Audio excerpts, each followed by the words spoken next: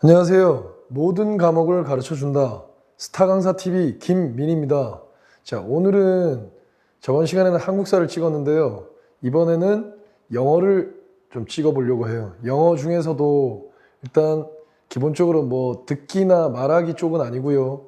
일단 독해 쪽으로, 그러니까 읽기 이런 쪽에서 가장 기본적으로 초보들이 배워야 될 거에 대해서 간단하게 한번 적어 볼게요. 그래서 이름을 한번 지어 볼까요? 왕초보 영어 기본기. 자, 여기서 왕초보 영어 기본기를 적었는데 왕초보 영어에서도 특히 기본기, 이 독해를 할 때 이 기본기가 일단은 제일 중요하다고 할 수 있겠습니다. 그래서 그 기본기부터 설명하기 전에 일단 말씀을 드리면, 이 영어를 공부하시다가 보면 주위에서 고등학교 3학년 이후로 물론 뭐 고2 그 전도 가능하겠고요. 그 이후로 영어 성적을 주위에서 갑자기 올린 사람을 본 일이 있습니까? 아마도 없으실 겁니다. 그거는 제가 처음에도 공부 방법 때 잠깐 설명해 드린 부분이 있는데, 그 이유는 무엇이냐면 일단은 자기 혼자 해야 될 단어나 그 다음에 또 그 독해라던가 이런 부분이 되지 않기 때문이죠. 선생님의 강의에만 의존하고 자기 혼자 해야 될 부분들을 하지 않기 때문에. 그래서 영어는 볶음 만드는 과정과 비슷하다고 이제 말씀드릴 수 있는데, 볶음 만드는 과정과 비슷하다는 얘기는 뭐냐면 주위에서 볶음 만드는 사람들은 연예인 말고는 거의 찾아볼 수가 없죠. 정말 독하게 헬스장에 다니거나 이런 사람들이 아닌 이상. 그 얘기인즉슨 뭐냐면 일단 좋은 트레이너가 있어야 되겠죠. 살을 일단 빼야 될 거고, 그리고 그래서 그 헬스 클럽에 갈 거고요. 그 헬스 클럽에 가서 그 트레이너가 시키는 대로 거기 헬스장에서 그렇게 잘 할 거예요. 근데 잘 하다가 그 헬스장에서는 잘 했는데 집에 가서는 폭식을 하고, 또 자기가 원래 하던 그런 패턴대로 생활하다 보면 또 다시 배가 나올 거고 복근은 나오지 않을 거고, 이런 과정이 반복되다가 결국에 잘 나오지 않는 복근을 보고 실망을 한 뒤에 다시 이제 포기하게 되는 그런 경우가 비일비재하죠. 그래서 그때는 어떻게 해야 되냐, 이 최고의 코치가 집에서 해야 되는 식단 조절을 해라. 그랬을 땐 집에 가서 식단 조절하고, 이런 모습들이 같이 이루어져야지, 같이 병행되어야지만 그 살도 빠지고 이제 복근이 늘어날 수 있는데, 그 복근이 늘어날 때도 갑자기 비약적으로 이렇게 복근이 늘어나는 것이 아니고 아주 미세하게 조금씩 아주 이런 그래프로 이렇게 쭉 해서 나타난다는 거죠. 그러니까 여러분들이 그렇기 때문에 지금 여기에 제가 강의를 하고 있는 거고요. 그 다음에 그러기 위해서는 특히 뭐가 중요하냐, 바로 기본기가 중요하다. 그러니까 왕초보에서 제일 먼저 해야 될 것도 중요하지만 그 중에서도 특히 또 기본기가 중요하다고 할 수 있겠습니다. 그래서 이 기본기에 대해서 오늘 설명하려고 하는데요. 그 기본기에서 일단 보면 제일 처음에 보실 것은 바로 품사입니다. 품사. 이런 품사란 말 들어도 약간 토 나오는 느낌? 네, 그런 느낌 다 가지고 있을 건데요. 이 품사는 쉽게 얘기하면 단어라고 할 수 있습니다. 단어. 단어가 어떻게 쓰이는지에 따라서 분류를 해보면 중요도의 순서대로 한번 써볼게요. 일단 첫 번째 바로 동사입니다. 짜잔. 동사는 움직일 동자죠. 자동차 할 때 쓰이는 동자입니다. 그래서 뭔가 움직이는 단어다. 그러면 이렇게 되면 확 와닿지 않죠? 좀 와닿게 설명을 해보자면 우리말로 했을 때 뭐뭐 하다, 뭐뭐다, 뭐뭐이다 이렇게 끝나는 유가 바로 동사라고 할 수 있겠고, 좀 더 이 개념에 대해서 설명하기 위해서 이 동사를 일단 두 개로 한번 분리해 본다면 비동사, 조동사 이렇게 구분할 수가 있고요. 이렇게 왼쪽에다가 한번 써보고 오른쪽에다가는 일반 동사다, 이런 말을 쓰기는 싫지만 그래도 구분을 해야 되겠기에 한번 구분을 해봤습니다. 비동사라고 하면 여러분들이 흔히 아는 I am, 자, 이게 바로 비동사가 되겠죠. he is 이런 것들. 자, 조동사라고 하면 도울 조자인데 동사를 돕는 동사라고 해서 예를 들자면 will이라든가 can, must 이런 것들이 있겠죠. 자, 이렇게 구분해보고 일반 동사는 그 외의 나머지 동사들을 다 일반 동사라고 부르겠습니다. 이렇게 했을 때 자, 얘네는 일단 차이가 있는데 일단 부정문일 때 주어 동사가 있는데 주어란 건 동사 앞에 나오는 게 주어입니다. 주어에 대해서는 좀 이따가 다시 한번 설명해 드릴 거고 모든 세상의 말들은 다 주어가 들어가는데 주어 동사가 나올 때 부정문은 어떤 식으로 되냐면 이 동사 다음에 not이 붙는 이런 형태로 부정문을 만들고요. 이건 비동사든 조동사든 마찬가지고 그 다음에 일반 동사는 부정문을 만들 때 어떻게 만드냐 주어 다음에 동사가 있을 때 여기 do나 does나 did를 붙인다는 거죠. 그래서 일명 이 일반 동사를 do 동사라고 부르기도 합니다. 이런 식으로 do가 갑자기 등장하기 때문에 여기서 do는 있는 그대로 그냥 do라고 보시면 되겠고 여기에 does가 붙은 건 do에다가 s나 es가 붙는 건데 영어에서는 일단 기본적으로 주어에 따라서 이렇게 s나 es가 붙는 형태가 있습니다. 언제 이런 형태가 붙느냐 이 주어가 3인칭 단수일 때 많이 들어보셨을 거예요. 어디선가. 자, 3인칭 단수란 말은 일단 3인칭을 풀어드리면 자, 1인칭은 나죠. 2인칭은 너죠. 3인칭은 그 외의 나머지 거 다 3인칭입니다. 그러니까 대부분은 또 3인칭이 많겠죠. 거기에다가 단수라고 하는 건 반대는 복수가 돼. 만약에 어떤 개념을 잘 모르신다면 반대의 개념을 생각해 보시고 그 반대의 반대다 이렇게 생각하시면 그 개념이 잡힙니다. 복수라는 건 우리말로 했을 때 뭐뭐들 이렇게 얘기하는 거죠. 뭔가 여럿이 모여있는 형태고 이거는 한계가 있다는 얘기죠. 이렇게 있을 때 예를 들자면 he나, she나 이런 것들 있죠. it이나 이런 것들이 있을 때 이렇게 does가 온다는 거고 그 다음 did는 과거형일 때 그 과거에 대해서는 다음에 다시 언급하기로 하고요. 자, 그래서 이렇게 3인칭 단수가 왔을 때 does가 오겠고요. 그 다음에 여기 뒤에 바로 not이 붙는 형태로 not이 붙고 그 다음 이렇게 동사를 쓴다. 이게 바로 두 동사, 일반 동사의 형태가 되겠고 차이가 있죠. 차이가 있죠. 자, 그렇게 보시고 그 다음에 자, 의문문을 또 만들어 본다면 자, 의문문 같은 경우는 얘네들은 주어 동사가 있을 때 의문문을 어떻게 만드냐 이 순서를 바꾼다는 거죠.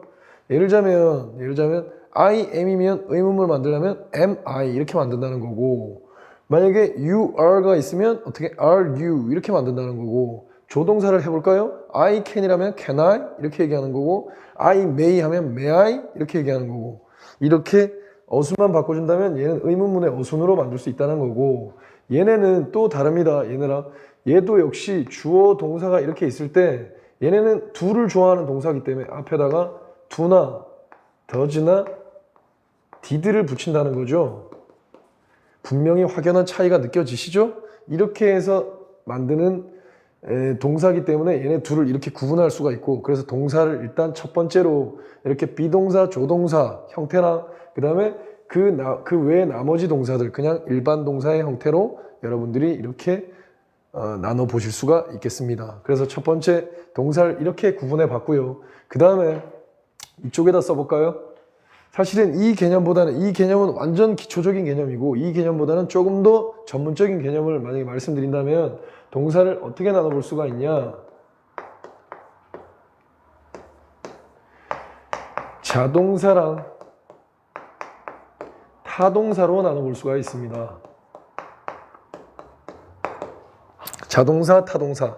자, 자자는 한자는 다 싫어하시겠지만 스스로 자자입니다. 오케이?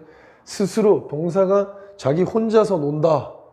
그 외에 뭔가가 필요가 없다. 이런 뜻이고 타동사라고 하는 건 타인할 때 남, 타자. 남을 필요로 하는 동사다. 이런 뜻인데 자, 이 자동사, 타동사의 구분은 한마디로 얘기해서 어떤 존재가 필요하냐? 바로 목적어란 놈이 필요한데 목적어는 이제 오라고 칭하겠습니다. 이 목적어란 놈은 우리말로 했을 때 어떻게 해석이 되느냐? 을이라고 해석되는 것이고 개념은 어떤 개념이냐면 어떤 동사의 대상이 되는 거. 예를 들어서 대표적인 게 I love를 생각하시면 되는데 모르시는 분들 없죠? I love가 됐을 때 나는 사랑한다고 했을 때 이 사랑한다에 뭔가 대상물이 나와야 된다는 거죠. 뭐를? 너를 사랑한다. 그래서 I love you 이렇게 했을 때 이 you를 바로 목적어라고 부르고 또 이 love의 대상물이라고도 부릅니다. 그래서 그걸 구체적으로 목적어라고 부르고 그렇다고 한다면 이 자동사는 아까 말씀드렸다시피 혼자 동사 혼자 논다고 했으니까 이 목적어가 필요 없는 동사를 자동사라고 하고요. 타동사는 반대로 이 목적어란 놈이 목적어를 필요로 하는 동사가 바로 타동사가 될 수 있겠습니다. 그래서 이런 타동사, 자동사의 구분은 일단 좀 이따가 형식을 할 때 더욱더 중요한 개념이 되겠고요. 일단은 동사를 이렇게 크게 두 분류로 나눠볼 수 있겠습니다. 그래서 비동사, 조동사랑 일반 동사, 그리고 자동사, 타동사. 자동사, 타동사는 뭐라고요? 목적어를 필요로 하는지 안 하는지 유무에 따라서 일단 지금 잘 모르셔도 계속 들으시다 보면 나중에 목적어가 무엇인지 제가 금방 설명해 드리겠습니다. 그래서 동사는 일단 이렇게 크게 말씀드릴 수 있고요. 그러면 동사가 왜 중요하냐? 왜 중요하냐? 말씀드려 볼게요. 자, 여러분들 보시면 우리말이든 세상의 언어는 일단 다 비슷합니다. 동사 혼자서도 문장을 만들 수가 있어요. 뭐예요? 동사입니다. 가다라는 동사를 가지고 가. 이렇게 명령문을 했을 때 사실은 누구한테 얘기하는 거예요? 상대방한테 얘기하는 건데 그 가라는 그 동사 하나만 가지고도 문장을 만들 수가 있죠. 그래서 동사가 중요하다는 겁니다. 아시겠죠? 두 번째로 중요한 놈은 바로 명사가 되겠습니다. 명사, 짜잔. 자, 명사는 무슨 명자냐? 자, 이름 명자입니다. 성명에 들어가는 명자. 오케이? 그러면 이건 뭐야? 이름이 있는 단어다. 이런 뜻이에요. 이름이 있는 단어다. 그러면 이름이 있는 단어가 뭐가 있냐? 여기 있는 것들 있죠? 뭐 책상이라던가 카메라, 그 다음에 여기 카메라를 찍는 사람, 그리고 저 다 이름이 있죠. 이렇게 이름들이 붙어 있는 것들은 다 명사다. 오케이? 그렇게 생각하시면 되겠고, 뭐 여러 가지 에어컨, 그 다음에 의자, 가방, 다 이런 것들이 명사입니다. 이런 게 명사인데 이 명사가 그냥 단어일 때보다 문장 속에서 어떤 쓰임이 있을 때 어떻게 쓰이는지에 따라서 더 중요한 걸 나눠볼 수가 있는데요. 그래서 만약에 나눠본다면 이 명사를 좀 전에 아까 나왔던 주어 이렇게 볼 수가 있고, 그 다음 두 번째 목적어, 그 다음 세 번째 보호. 자, 명사가 쓰이는 건 이렇게 주어, 목적어, 보호로 쓰인다는 거죠. 그래서 주어, 목적어, 보호는 문장 속에서 가장 중요한 성분들인데 이 가장 중요한 성분들을 특히 또 명사가 만든다는 거고, 물론 이쪽으로 가는 명사가 주어인 거랑 명사가 목적인 거 이쪽으로 가는 건 다 성립하는데 이 반대쪽으로 가는 것도 주어, 목적어는 일단 명사가 되겠고 보호는 좀 이따가 말씀드리겠지만 또 보호가 될 수 있는 건 한 가지가 더 있어요. 일단 기본적으로. 그래서 그렇게 보시면 되겠고, 그럼 주어가 뭔지 목적어가 뭔지 보호가 뭔지 간단하게 설명해 드릴게요. 일단 주어는 주인이 되는 말이다 이런 뜻이에요. 그렇다고 한다면 이 주어도 제일 먼저 썼으니까 주어도 이 명사 중에서는 가장 중요한 말이 되겠죠. 그래서 이 중요한 말이랑 이 주어랑 동사를 딱 합친다면 어떤 문장이 이루어질 수 있다는 거예요. 예를 들면 아까 자동사라고 한다면 I sleep 주어 동사입니다. 자, 잔다. 나는 잔다. 나 지금 잘 거다. 나 좀 이따 잘 거다. I will sleep. 이렇게 하면 여기서 문장이 끝난다는 거죠. 다른 말이 필요가 없다는 거죠. 물론 뒤에 부가적인 말들이 나올 수 있겠지만 일단 여기에서도 최소한의 성분으로 문장을 만들 수가 있다는 게 바로 주어입니다. 그래서 주인이 되는 말이고, 얘는 또 어떻게 우리말로 해석으로 얻는 이 가가 붙는 걸 주어라고 합니다. 자, 우리의 주어는 이런 조사가 붙어서, 특히 이 가라는 국어에서는 조사가 붙어서 이제 뭔가 주어를 나타내지만 영어에서는 그 자리에다가 갖다 놓으면 되는데 그 자리가 어디냐? 바로 자리가 동사 앞입니다. 나중에 보시면 알겠지만 동사 앞은 아무리 길어도 다 주어가 된다. 이렇게 생각하시면 됩니다. 그래서 주어 명사가 이제 이 주어가 될 수 있다는 것이 중요하고요. 그 다음에 목적어는 방금 전에 제가 설명해 드렸는데 아까 뭐라고 했죠? 동사의 대상이 되는 것. 동사의 대상이 되는 것. 그리고 해석은 어떻게 된다 그랬죠? 우리말로 을에 해당하는 거. 물론 이것 말고도 뭐 에게도 목적어가 될 수 있지만 어쨌든 기본적으로 얘가 나타내는 건 뭐다? 그 동사의 대상이 되는 것이다. 그러면 얘는 보통 어디에 오냐? 바로 동사 뒤에 오겠죠. 이렇게 중요한 것들 앞 뒤에 뭔가 또 중요한 말들이 나온다는 거죠. 그것보다 덜 중요한 이렇게 보시면 되겠고, 그 다음 보호는 뭐냐면 보호는 일단 예문을 하나 들어드릴 텐데 아까 얘기했던 I am, 자 이런 예문을 들어드릴 수 있습니다. I am을 모르는 사람은 없죠? 나는, 자 am 하면 무슨 뜻이죠? am, are, is 하면 am 하면 뭐뭐 있다 이런 뜻이죠. 나는 뭐뭐이다. 그럼 뒤에 뭐가 와야 될까요?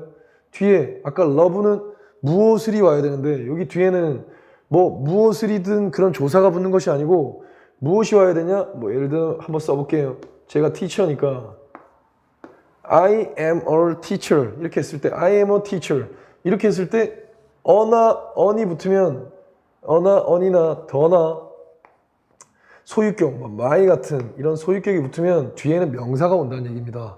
이 명사가 뒤에 왔죠? 자, 그러면 이 명사가 지금 어떤 역할을 하고 있느냐? 이 명사가 바로 뭐뭇이다라는 이 뭐뭇을 지금 보충해주고 있다는 말이에요. 오케이? 이런 것을 보충해준다는 거고 또 얘는 나라는 사람이 누구인지를 보충해준다는 거예요. 그래서 이 보라는 것은 보충해주는 말이다 이런 뜻이에요. 보충해주는 말이다. 뭐를 보충해준다? 이 형식 동사 같은 좀 이따가 나올 형식 여기 비동사 같은 거 이렇게 뭔가 불완전한 이 해석 자체가 뭔가 불완전한 이 놈을 보충해주고 그 다음 주어를 자체를 보충해준다는 게 바로 보호가 되겠습니다. 아시겠죠?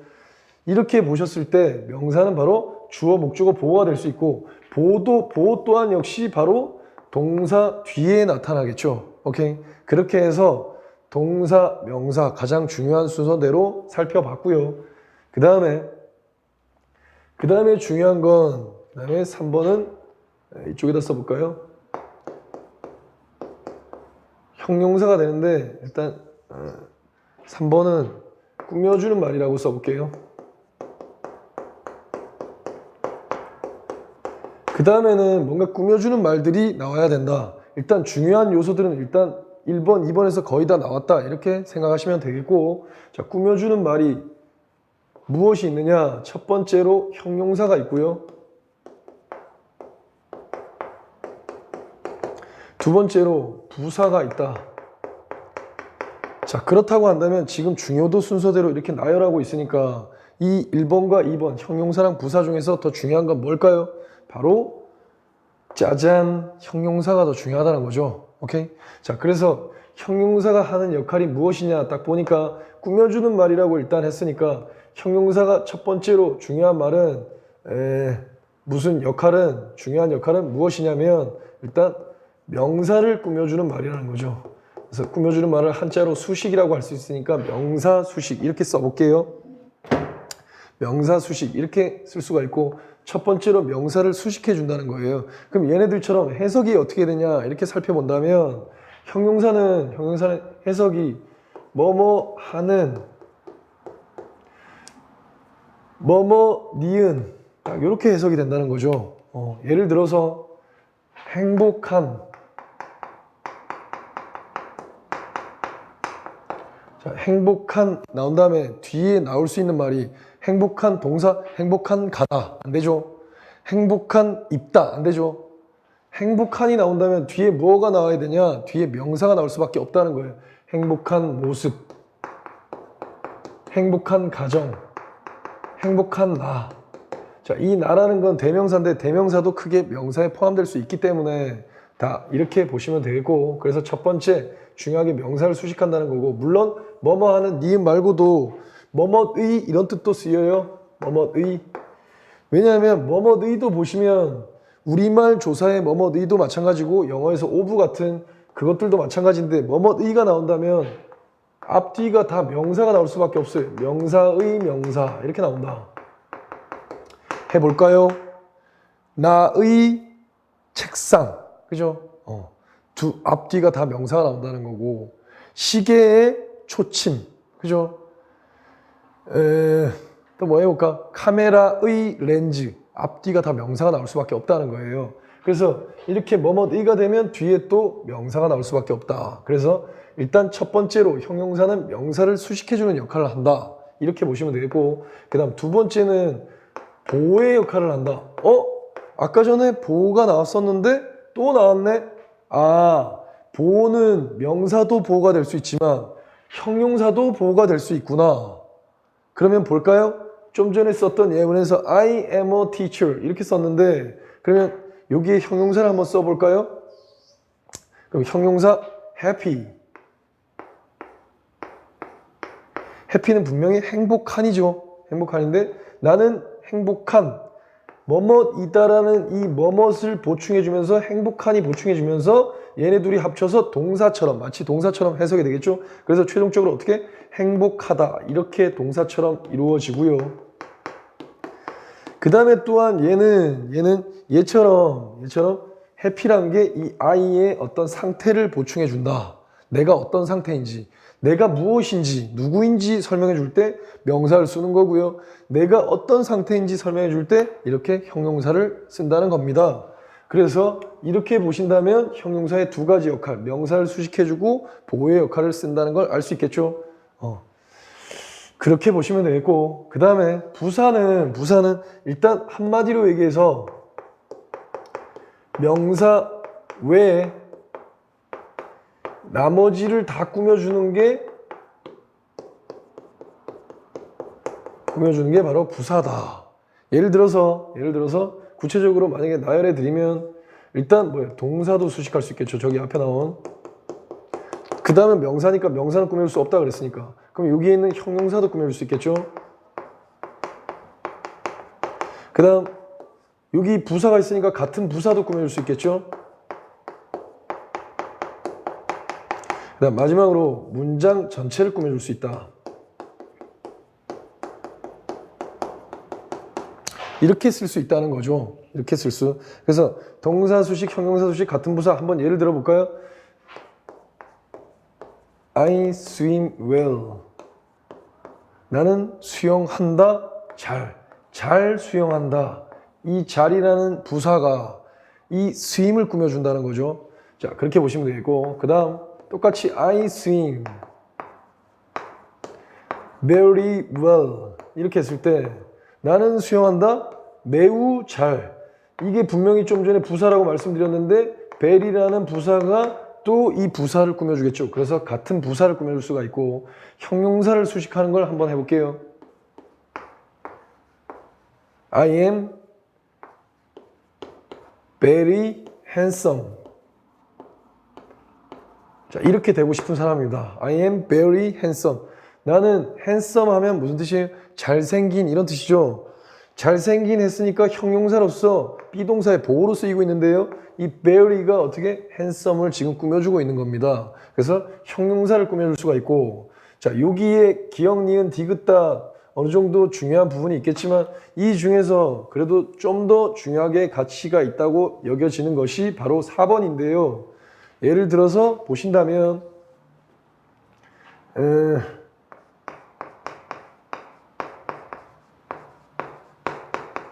Fortunately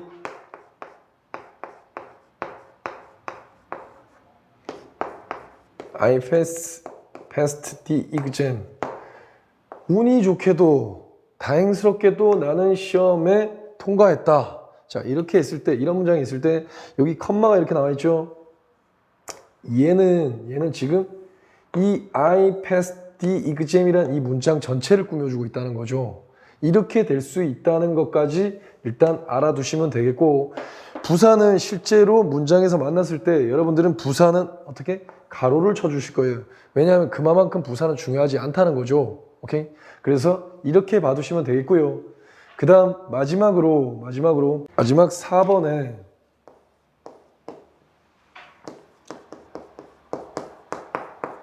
전치사를 써보려고 하는데 이 전치사라는 건 뒤에 필연적으로 명사라는 저기에 나왔던 그 명사를 얘는 데리고 다니는데 그건 왜냐하면 이 전치사란 말이 만들어진 이 단어 자체를 뜯어보면 그게 나옵니다. 보시면 자 이거는 전자가 앞 전자입니다. 앞 전자고 치는 위치할 치자입니다. 앞에 위치하는 단어다. 앞에 위치하는 단어. 그러면 앞에라고 했는데 앞에 무슨 앞에에 이 앞에 무슨 말이 생략돼 있죠? 뭐예요? 바로 명사가 생략돼 있다는 거죠. 명사 앞에 위치하는 단어다. 그래서 기본적으로 전치사는 명사 앞에 위치한다는 거고 이렇게 구조적으로 봤을 때 전치사 다음에는 이렇게 명사가 나온다는 거고 그래서 얘네를 뭐라고 부를 거냐? 앞으로 전명구라고 부를 겁니다. 줄여서. 그러면 전명구가 왜 구라는 말은 무슨 뜻이냐? 이렇게 단어가 2개 이상이 합쳐져서 어떤 하나의 품사의 역할을 할 때 이걸 바로 구라고 부릅니다. 얘네 2개가 합쳐서 그러면 어떤 품사의 역할을 한다는 것이죠. 그러면 어떤 품사의 역할을 하는지 한번 살펴볼까요? 이 전명구는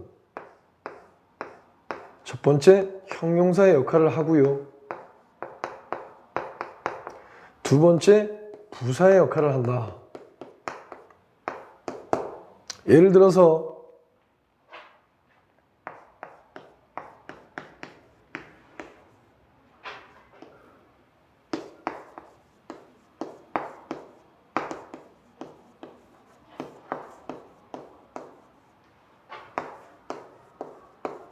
자, 이런 문장의 예를 들어보면 I know the friend from Seoul 이랬죠.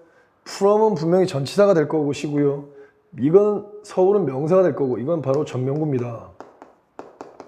from 서울 했을 때 서울로부터의 친구이기 때문에 얘는 바로 앞에 있는 이 명사를 꾸며준다는 거죠. 그리고 이렇게 단어가 2개 이상이 무언가 다른 단어를 꾸며주려면 항상 어디서 꾸며주냐? 항상 뒤에서 꾸며준다. 이렇게 생각하시면 돼요. 그래서 이렇게 되면 서울에서 온 친구를 안다고 했을 때 얘는 무슨 역할로 쓰인 거죠? 바로 형용사의 역할로 쓰인 것이고요. 부사의 예를 들어본다면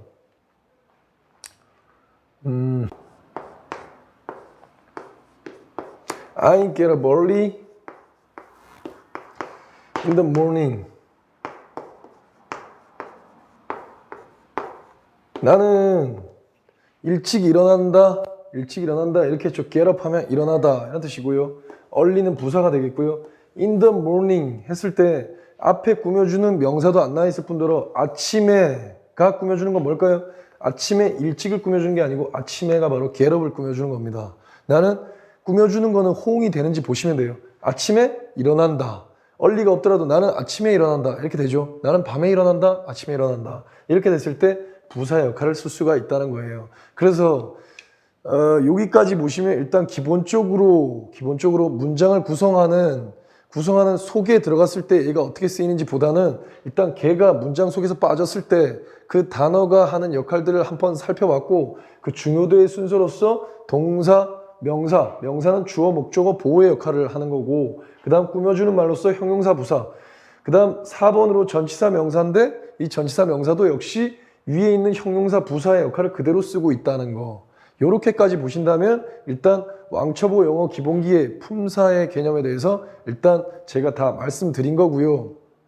그래서 이 정도를 보시고 여러분들이 판단하시면 되겠고 이 기본기 상태에서 명사의 부분도 훨씬 더 길어질 수가 있고 주어, 목적어, 보호도 이렇게 좀 전에는 한 단어였지만 한 단어보다 조금 더 길어지게 될 수가 있고요. 그 다음 형용사도 더 길어질 수가 있고 부사도 더 길어질 수가 있고 전명구는 이 전명구 상태로 전명구가 여러 개가 올 수 있는 그런 모습들을 앞으로 차차 배워가시면서 보시게 될 겁니다. 근데 중요한 건 이 기본기가 제일 중요하다는 거고 이 기본기에 대해서 한 가지 말씀을 드린다면 이 기본기에 대한 예가 하나 있는데 그 예로서 이 수업을 마치겠습니다. 어떤 중국에 부호가 있었어요. 돈이 많은.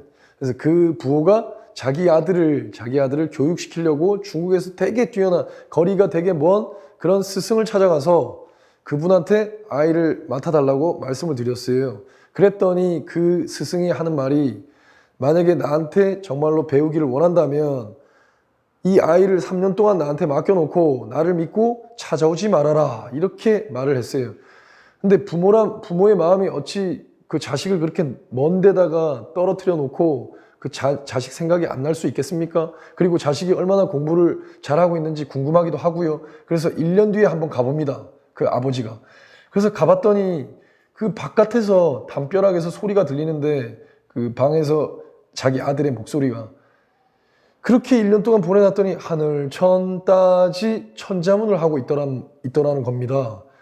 무척 실망을 했죠. 하지만 그 스승과의 약속이 있게 그냥 다시 돌아갑니다. 돌아갔다가 다시 또 2년째 되는 날 다시 찾아갑니다. 다시 찾아가서 또 들었더니 또 역시 아들의 목소리가 들리는데 또 하늘 천 따지 화가 났습니다. 열받았습니다. 들어갔습니다. 대문을 박차고 들어갔습니다. 선생 나와! 그래서 선생이 나왔어요. 나와서 선생님 기다리시라고 했는데 왜 오셨습니까? 나는 도저히 애가 아직도 천자문밖에 못하고 스승은 변명도 하지 않았어요. 나는 데리고 가겠다. 이렇게 딱 데리고 갔어요. 어느 날 볼 일이 있어서 볼일 보러 갔다가 집에 와 있는데 그 아이가 천자문은 뿐만 아니라 그 외에 사서상경까지 다 할 수 있는 그런 경지에 올라 있었다는 거죠. 그러니까 거기에서는 그냥 천자문만 들었지만 이 얘기가 뭐냐? 천자문 바로 이 기본기가 정말로 중요하다는 겁니다. 이 기본기가 없는 상태에서 그냥 대충 하다 보면 나중에 이 집의 뼈대가 흔들리기 때문에 결국에 그 집은 아무리 집 안에 인테리어를 잘 해놓고 이러더라도 결국엔 무너진다는 말이죠. 요즘 같은 지진이 많이 날 때 내진 설계가 확실하게 되어 있어야 되겠죠. 바로 이 부분이 바로 뼈대가 될 것이고 지금 같은 상황에서의 지진에 있어서의 내진 설계 바로 이런 부분이 된다는 겁니다. 그러니까 여러분들이 이 부분들 제가 말씀드린 이 부분들 잘 보시고 정확하게 숙지하시기 바랍니다. 이 다음 편은 여기에서 이어지니까 꼭 요거 다음에 그 다음 편인 문장의 오형식도 꼭 봐주시기 바랍니다. 도움이 되셨다면 구독과 좋아요 부탁드립니다. 수고하셨습니다.